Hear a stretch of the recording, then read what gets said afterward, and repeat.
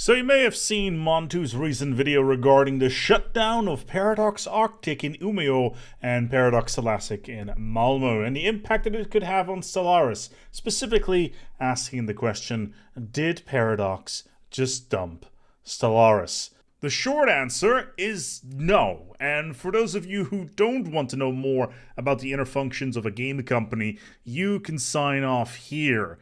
The long answer is that Paradox is shutting down 2 regional studios in Sweden, one of which, Paradox Arctic, has been known to support the Stellaris team. And as easy as it is to immediately jump the gun and scream at the wall that everything is coming down and that Stellaris is being dumped, it's probably more useful to take a look at what Arctic actually did as a studio when it comes to Stellaris or Paradox as a whole. So, Arctic has 24 team members. Most of them are leaning towards programming. A couple of them are also content designers. There's a variety of other things, but the content designers have impact on Stellaris, specifically on Distant Stars, writing events like the Impossible Organism or the Orbital Speed Demon, basically ones that you see fairly frequently.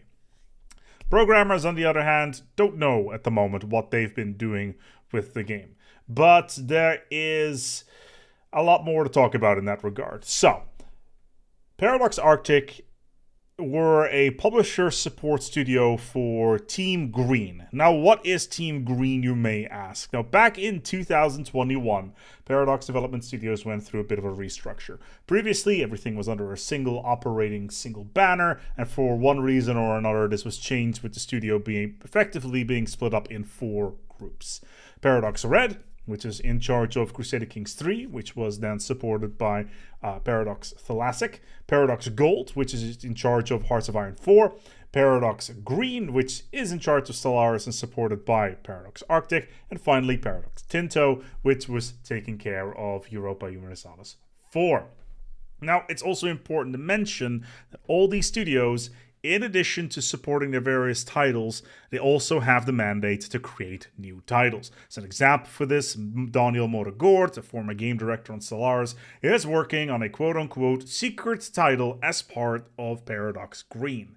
So, the question then is, what about the Custodians then? Are they safe? Are they alright? Yes, according to multiple sources at Paradox Green, nearly all Custodians are working at Paradox Green and in Stockholm.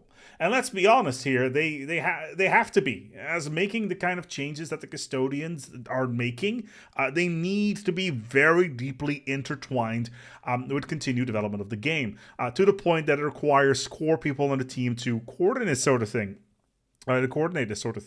In addition, getting rid of the Custodian team would cause a massive outcry with the fan base and would end probably one of the most praised live services strategies that the industry has basically seen. Like, the Custodian team are incredible and are basically driving retention for the game and selling copies retroactively. You can't really attach a KPI to this, but still, a key performance indicator. That is, I work in publishing. Anyway, so what is actually going on here? Now, as somebody who works in the game industry, I am going to make a stab in the dark on what happens here, or what happened here.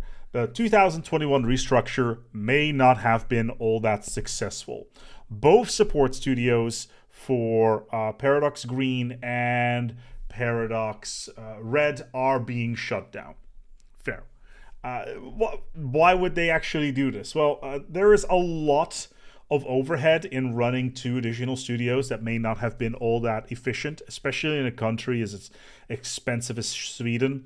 Paradox's work from home policies due to the pandemic may have had some impact here, or the management team has simply assessed that team velocity is being impacted by working with a remote studio. You're effectively outsourcing your stuff to another studio, which is part of the group, which brings in a whole slew of challenges. You have to write briefings about everything, whether or not it's game design. You need to have a lot of meetings to get all these ideas across.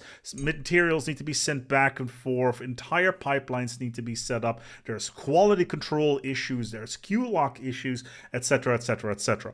Working with effectively an outsourcing studio, and I'm not saying that Paradox Arctic was an outsourcing studio, but the way I'm perceiving this, that seems to be kind of the case here, which it makes things more difficult. And if you can pull all that stuff in-house with the team directly on site, there's a lot of pain points that you can basically erase there, which makes for it kind of makes sense, to be fair, that these studios, if that is the case, that they were shut down. There's also another thing. There's a very, very small chance, and this is completely hypothetical. Remember when I was talking about that all the 3 studios or all the 4 studios have the mandate to create a new game? It could be that the second project on Paradox screen has been cancelled, and Arctic may have been very involved in that, and therefore they are no longer needed. These sort of situations happen all the time. I do think that would be unlikely, though, with Thalassic being canned at the same time. So yeah, that's maybe something to think about, but I very much doubt it. So all in all, is this a shame? Yeah, absolutely. It's always sad to see people lose their jobs. Is Stellaris in trouble? No, I really, really doubt it. Stellaris was already doing great before the restructure with tons of amazing expansions, and the team has expanded at an amazing pace since then. And I think they're going to be just fine afterwards. They're probably going to need to fill in different roles, but then again, certain jobs will no longer need to be done. Certain quality control stuff, certain briefings will no longer need to be written anymore, etc., etc., etc. There's a whole slew of things that come with working with a remote studio, where sometimes it's better to have a single team work on a single thing rather than, bringing in a third party. Or hey, maybe these studios are just being dissolved and their people are being moved to Stockholm. Like, again, no new positions will be created, but positions can be moved. That is a thing that happens. Again, trying to consolidate people into one location is a good thing. That, of course, does not mean that this is not a terrible thing for these people who work at Arctic and Thalassic.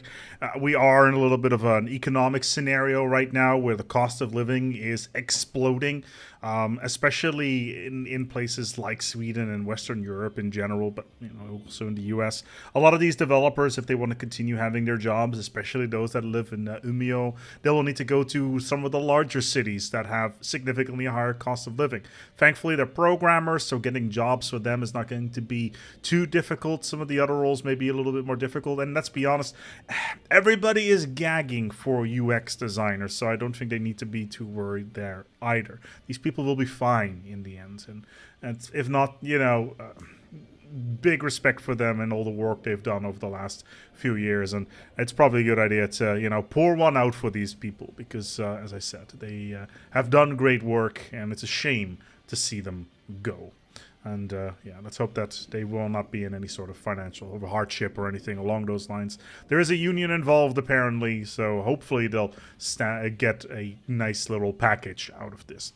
Anyway, let's just wrap this up here. Let's not dive to conclusions, shall we? Sure, the support studio for Stellaris is being shut down. Is this the end of the game? No. Are they going to struggle with development? I highly doubt it. This sort of stuff, like any sort of stuff regarding these games, is usually planned out years in advance already, and Paradox is, Stellaris is not going to end having any content. Anyway, thank you so much for watching. Leave your thoughts below. What do you think? Is this the end? I really doubt it, but do you think so? If not, feel free to press an F down in chat for Paradox Arctic. And of course, Thalassic as well. Until next time, take good care of yourselves, and as always, each other.